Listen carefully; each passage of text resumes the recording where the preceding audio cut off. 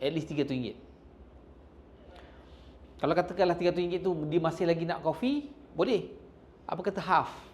Selang sehari ke? Then at least RM150. Cik, tapi mereka tak dapat. Tak apa, hibah lalu. Lock lalu, siap-siap. Faham? Okey, ni demi idea dulu. Okey. So now, game dia sekarang ni adalah bila Eza kata lagi 3 bulan datang balik nak jumpa. Okey. Dan dalam tempoh 3 bulan tu, kita tak selitkan seeding untuk educate dia, agak-agak dia ubah tak lifestyle dia. Tak ubah. So now, kita nak kena fikir plan apa yang kita kena susun konten ke apa untuk faham, bagi dia faham pasal financial management. Kalau tidak, 3 bulan lagi you jumpa, sama je.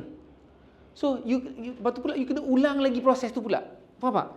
Okay, now, alasan dia susah nak jumpa. 3 bulan lagi mungkin boleh jumpa. Itu punya Eza punya argument tadi, statement tadi kan. Kita panggil problem statement. Jadi, tempoh 3 bulan ni, 3 bulan lama tau. Contoh 3 bulan ni, apa benda yang kita kena boleh buat untuk educate dia? Kat sinilah datangnya, kita panggil apa? Online content. Okey. So, kita tak boleh bagi dia seeding hari-hari. Kan? Kalau hari-hari, satu hari sampai 2 kali, 3 kali, dia akan annoying.